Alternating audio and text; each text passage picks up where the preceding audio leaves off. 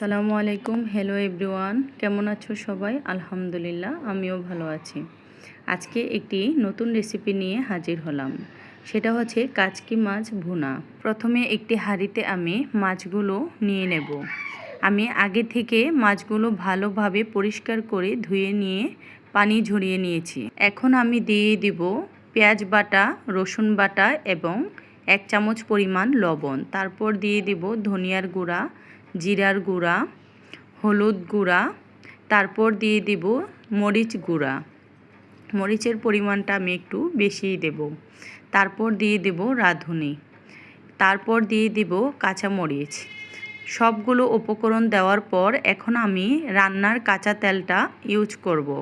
সবগুলো উপকরণ দেওয়ার পর এখন আমি হাতে ভালোভাবে মেখে নেব। এই মুহূর্তে চুলায় একটি কড়াই বসিয়ে দেব। কড়াইটা গরম হয়ে আসার পর দিয়ে দেব রান্নার তেল। রান্নার তেলের পরিমাণটা একটু বেশি দেব। তারপর তেলটা গরম হয়ে আসার পর দিয়ে দেব পেঁয়াজ কুচি। এখানে আমি পেঁয়াজ কুচির পরিমাণটা একটু বেশি নেব।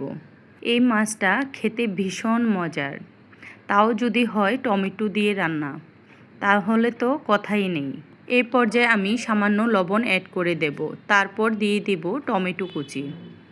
আমি এখানে 2টা টমেটো ছোটো করে কেটে নিয়েছি। তারপর টমেটোটা ভালোভাবে নেড়ে চেড়ে নেওয়ার পর এখন আমি দিয়ে দেব হাতে মাখা সেই কাচকি মাছ। মাছটা দেওয়ার পর টমেটোর সাথে ভালোভাবে মিশিয়ে নিতে হবে।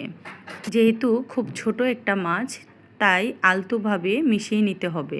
এই পর্যায়ে চুলার আঁচ মিডিয়ামে রেখে আমি 10 থেকে 15 মিনিট খুব আলতোভাবে নেড়ে চেড়ে রান্না করব। মাছগুলো রান্না করতে বেশি সময় লাগে না।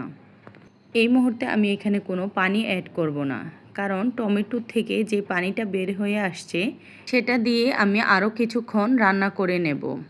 এই মুহূর্তে আমি সামান্য পরিমাণ পানি অ্যাড করে দেব। এই পর্যায়ে আমি চুলার আঁচটা মিডিয়ামে রেখে আমি কয়েক মিনিট ধরে রান্না করে নেব, যাতে করে এই ঝোলটা মাখা মাখা হয়ে তেলটা উপরে ভেসে আসে। এই পর্যায়ে আমি অ্যাড করে দেব ধনিয়া পাতা কুচি। তোমরা না চাইলে স্কিপ করতে পারো। তোমরা দেখতেই পারতেছো রান্নাটা কেমন ইয়াম্মি দেখতে হয়েছে। এই পর্যায়ে আমার চুলার আঁচটা বন্ধ করে দেব। এখন পরিবেশন করার পালা। আশা করছি আজকের এই কাচকি মাছ রেসিপিটা আপনাদের কাছে অনেক ভালো লেগেছে। যদি ভালো লেগে থাকে তাহলে অবশ্যই কমেন্ট করে জানাবেন। আশা করছি আজকের কাচকি মাছের রেসিপিটা আপনাদের কাছে অনেক ভালো লেগেছে। সবাই ভালো থাকবেন, সুস্থ থাকবেন আর আমার জন্য বেশি বেশি দোয়া করবেন। আল্লাহ হাফেজ।